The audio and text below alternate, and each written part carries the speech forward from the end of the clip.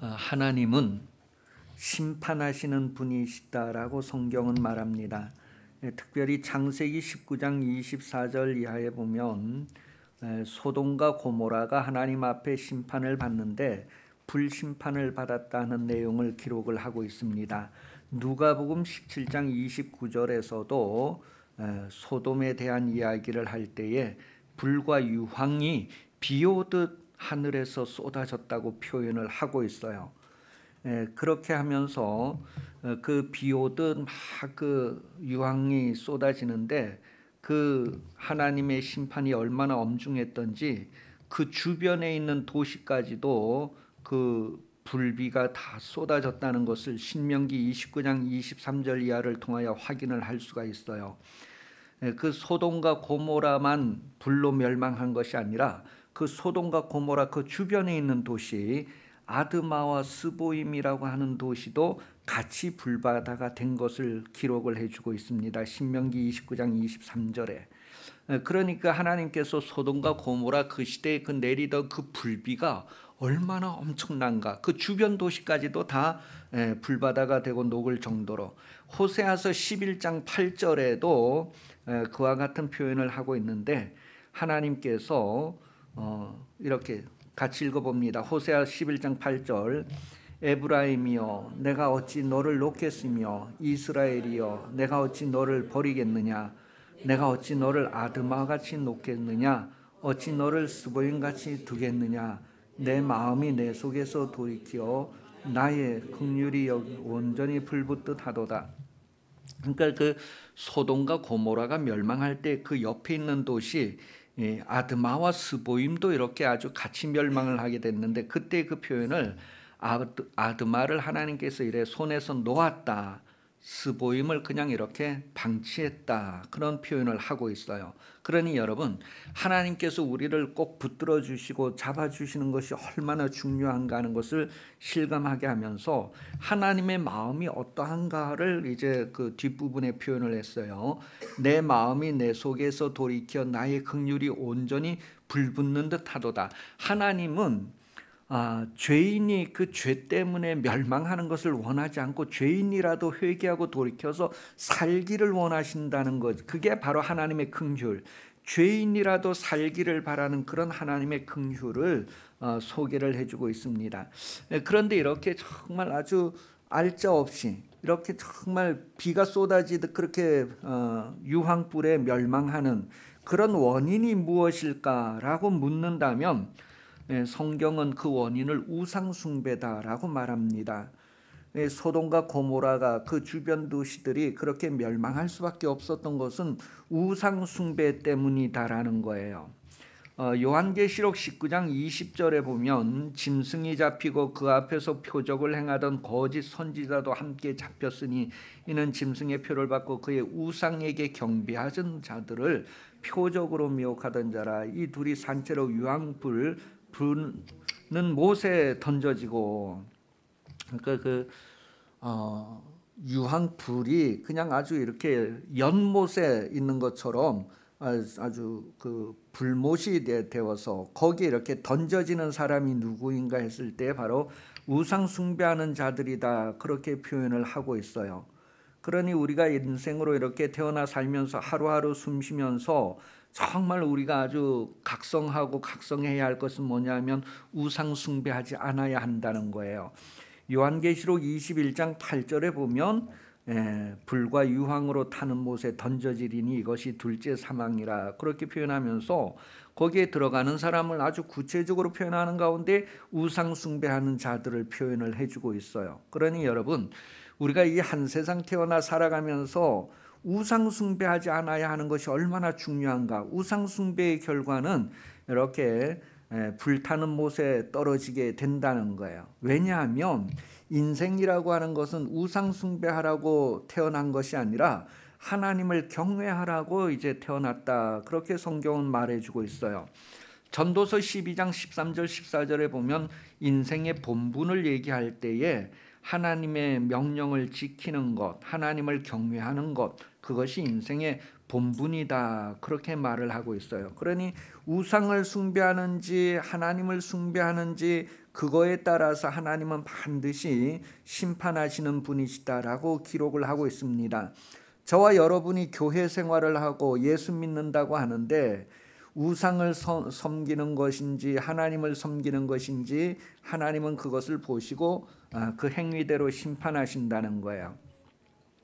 창세기 22장에 보면 그 전부터 벌써 하나님께서 아브라함을 이렇게 부르셨는데 하나님이 왜 아브라함을 부르셨을까? 그런 궁금증을 가지고 성경을 계속 읽어오면 창세기 22장 12절에서 하나님을 경외하게 하려고 아브라함을 부르셨구나. 오늘 저와 여러분을 성도라고 부르신 것도 하나님을 경외하려고 부르셨구나 하는 것을 알게 됩니다. 이삭을 모리아산에 올라가서 바치는 것을 통해서 이제야 하나님을 경외하는 줄을 알았다. 그 아브라함이 하나님을 경외하는 것은 독자까지도 아끼지 않고 하나님의 말씀을 따르는, 그래서 하나님 외에는 다른 것을 섬기지 않는 그런 모습을 통해서 하나님 경외하는 것이 어떤 것인구나 하는 것을 우리에게 말해주고 있습니다. 여호수아서 4장 20절에서 24절 내용을 쭉 보면 우리가 이 땅에 살아가면서 하나님을 경외해야 할 것을 교훈해주고 있어요. 우리만 하나님을 경외할 것이 아니라 우리 자손들도 계속해서 하나님을 경외해야 되는데 그렇게 경외하는 것이 바로 복을 누리는 것이다 라고 밝혀주고 있습니다. 나아가서 열왕기상 8장 43절에 보면 주는 계신 곳 하늘에서 들으시고 이방인이 주께 부르짖는 대로 이루사 땅의 만민이 주의 이름을 알고 주의 백성 이스라엘처럼 경외하게 하시오며, 그러니 이스라엘이 하나님을 경외하는 것처럼 이방인들도 다 하나님을 경외하도록 지음받은 존재라고 하는 것을 우리에게 말해주고 있어요. 그런데 하나님을 경외하지 않는 거예요. 왜요? 몰라서 그런 거예요. 그래서 하나님을 경외하도록 알려주고 경외하는 법을 가르쳐주는 것이 얼마나 중요한가. 저와 여러분을 먼저 부르시고 먼저 하나님을 경외하는 삶을 살도록 하신 것은 바로 하나님을 모르고 경외하지 않는 많은 사람들을 위하여 우리를 우선해 주셨다는, 우선 불러주셨다는, 먼저 불러주셨다는 거예요. 그러니 이러한 부름에 따라서 여러분이 하나님을 경외하는 삶으로 여러분 인생을 좀 잘 관리하시기를 예수님 이름으로 축복합니다. 교회 다니는 성도들을 대하여 표현할 때 이렇게 표현할 수 있어요. 용서받은 죄인이다. 모든 사람이 다 죄인인데 교회에 다니는 사람들은 용서를 받은 죄인이고 교회에 안 다니는 사람은 용서를 안 받은 죄인이란 말이에요. 그럼 용서받은 죄인의 삶이 어떠해야 할까? 용서받은 죄인의 삶의 목표가 어떠해야 될까? 시편 130편 4절이 가르쳐주고 있습니다. 시편 130편 4절, 용서받은 죄인, 성도의 삶이 어떠해야 할까? 그러나 사유하심이 주께 있음은 주를 경외하게 하심이라. 사유하심이라고 하는 그 단어는 이제 이렇게 용서한다, 봐준다 그런 뜻이란 말이에요. 사죄해주고 사유해주고 용서해주고 그러는 이유가 무엇이냐 하면 바로 주를 경외하게 하려 합니다. 그래서 성도의 삶은, 용서받은 자로서의 삶은 하나님을 경외하는 것이라면, 하나님 경외. 이전에 하나님을 경외하지 아니하고 다른 것을 경외했더라도 이제 용서받은 이유 때문에 다시 하나님을 경외해야 할 것. 오늘 본문은 이제 미가 선지자의 이야기인데 이 미가라고 하는 그 이름의 뜻이 무엇이냐 하면 누가 여호와와 같은 자인가 그런 뜻이에요. 미가 우리 미가 선지자 할 때 그 미가의 이름의 뜻이 누가 여호와와 같은 자인가. 그 누가 여호와와 같은 자인가 그랬을 때 그 의미가 요한복음 17장 3절에 밝혀주고 있어요. 요한복음 17장 3절에서 영생은 유일하신 참 하나님과 그의 보내신 자 예수를 아는 것이다 그렇게 얘기했는데, 예배를 받으시고 경외를 받으실 분은 유일하신 여호와 하나님이다라는 거예요. 그 한 분밖에 없다는 것을 말합니다. 그런데 그렇게 경배를 받고 섬김을 받는 우상이 있다는 거예요. 그래서 그 시대를 표현했을 때 미가는 누가 하나님과 같은가, 누가 하나님과 같이 예배를 받을 수 있단 말인가, 어떤 우상이 그렇게 예배받을 자격이 있는가, 그런 이름의 표현이 바로 미가입니다. 오늘 2절에 보면 미가 선지자는 이스라엘 백성들과 땅과 거기에 있는 모든 것들에게 들으라 들으라 들으라 그렇게 말하고 있어요. 이스라엘 백성들아 들으라, 땅과 거기에 있는 모든 것들아 들으라. 그랬을 때에 이스라엘 백성뿐만 아니라 이방인들, 모든 나라 백성들이 다 들으라 그렇게 하면서 선포하는 말씀이에요. 그런데 그 들으라고 하면서 선포하는 내용이 뭐냐면 하나님께서 증언하신다는 거예요. 여러분 법정에 가서 이렇게 증인이 돼 보신 적이 있습니까? 증언한다는 것은 증인이 말하는 거잖아요. 하나님께서 증언한다는 거예요. 그 말 속에는 뭐예요? 하나님께서 그날 그 시간 그 사건 현장에 있었다는 의미. 하나님께서 불꽃 같은 눈으로 모든 사람의 선악간의 행위를 다 지켜보고 증인으로서 증언을 하신다는 표현이에요. 그래서 요한계시록에 보면 하나님의 그 눈을 표현할 때 불꽃 같은 눈이다 그렇게 표현을 했고, 또 성경은 하나님은 모든 것을 다 살펴보시는 분, 그 욥기서 28장에서는 천하를 살피시는 분이다 라고 표현했고, 시편 113편 6절에서는 천지를 살피시는 분이다. 예레미야 12장 3절에서는 모든 것을 다 아시고 모든 것을 다 보시는 분이다. 그러니 여러분, 아무도 모르게 한다 할지라도 하나님은 그것을 다 아시고 다 보시는 분이란 말이에요. 그래서 사람에게는 감춰졌을지라도 하나님 앞에는 그것이 다 드러나기 때문에 우리가 하나님 앞에 신실하게 진실하게 회개를 하는 것이고 하나님의 용서를 구하는 것입니다. 그렇게 해서 하나님이 모든 것을 다 보시고 이제 하나님이 강림을 하신다 했을 때에는 하나님이 판단하시기 위해서 심판자로 강림하신다 그런 표현을 하고 있어요. 그러면서 땅의 높은 곳을 밟으실 것이다 그렇게 표현을 했어요. 그 땅의 높은 곳 하면 어떤 의미일까요?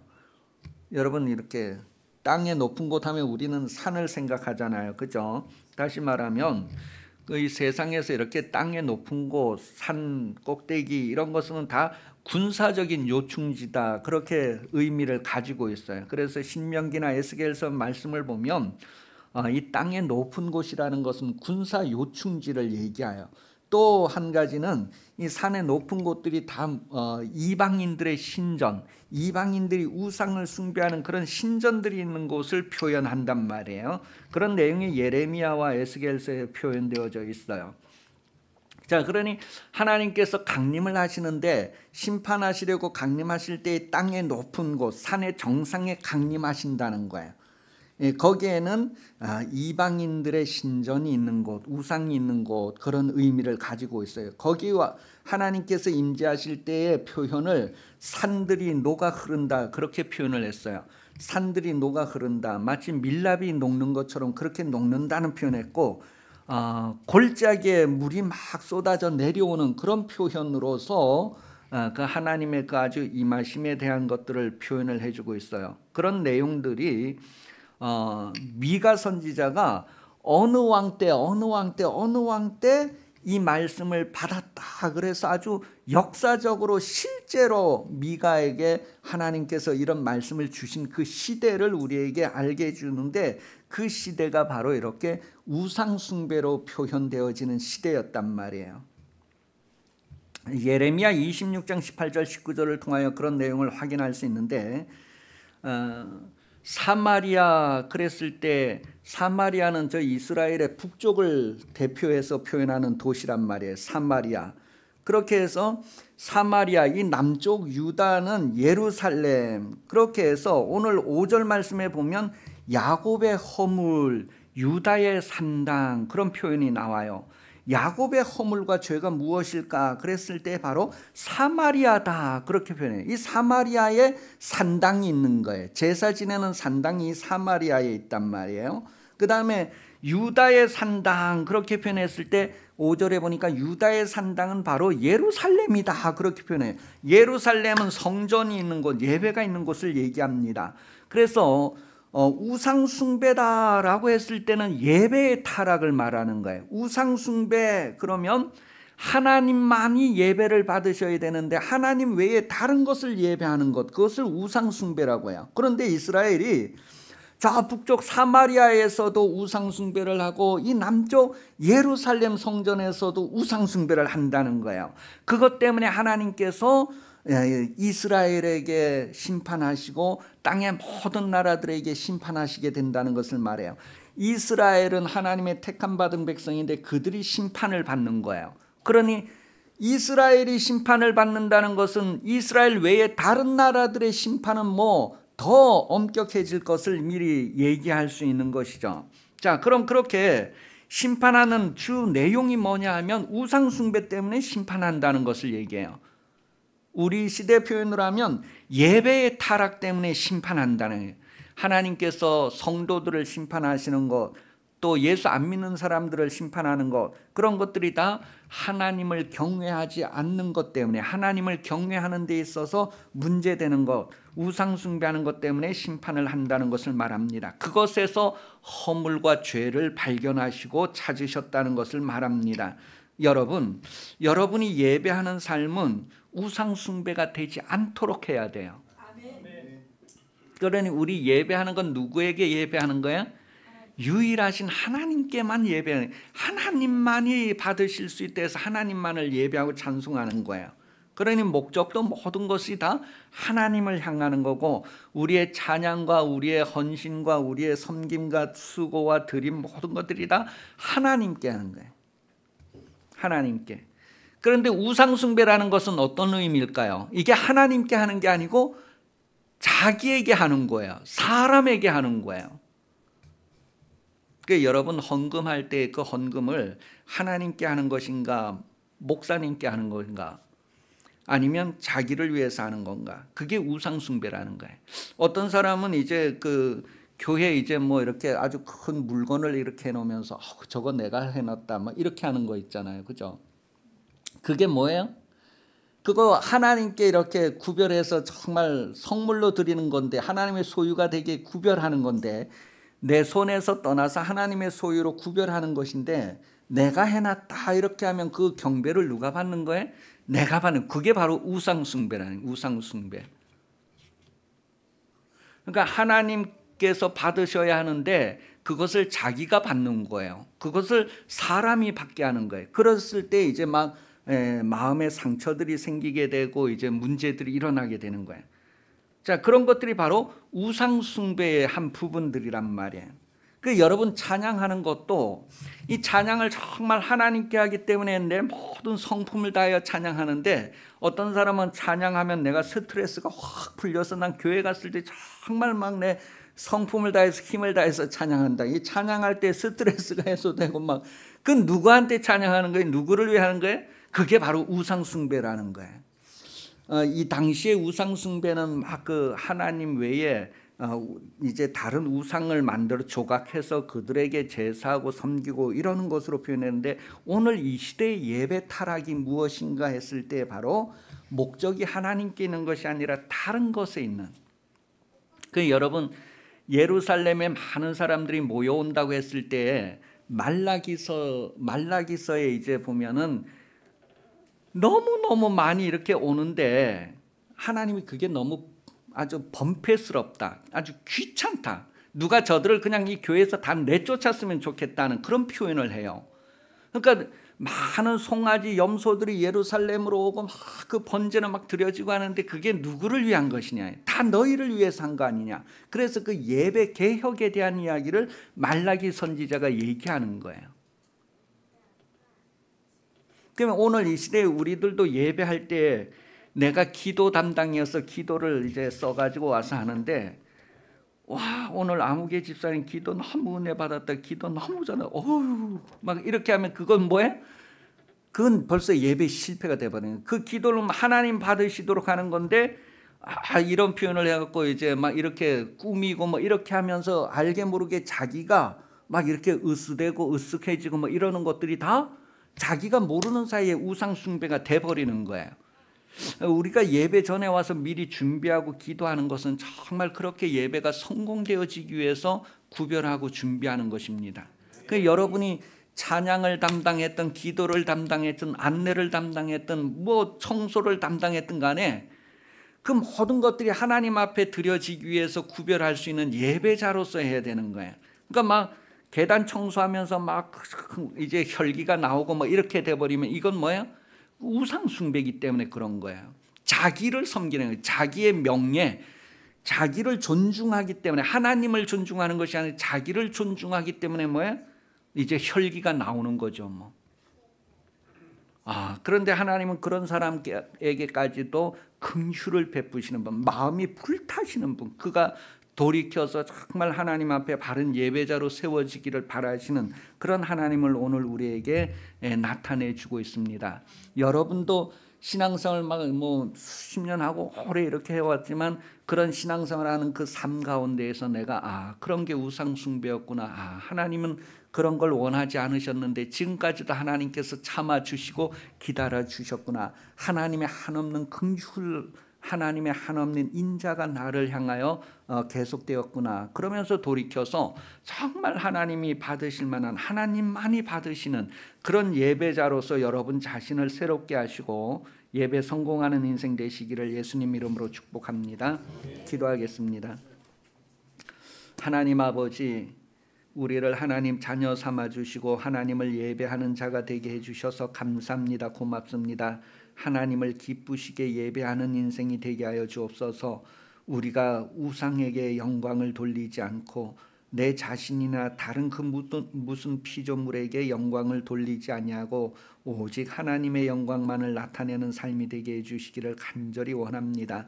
우리의 봉사하고 섬기고 수고하고 예물 드리고 헌신함이 다른 목적을 두고 다른 이에게 하는 것이 아니라 하나님께 함이 되게 하시고 하나님께서 기뻐 받으시는 예물로 구별되어짐이 되게 하여 주옵소서.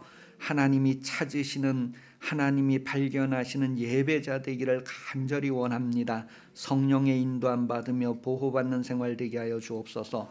다시 오시는 예수 그리스도 은혜 베풀어 주시며 하나님 아버지 사랑하심과 성령 감동하심이 주일 오후 예배 참석하여 머리 숙인 성도들 위해 영원히 함께 하시기를 간절히 축원하옵나이다. 아멘.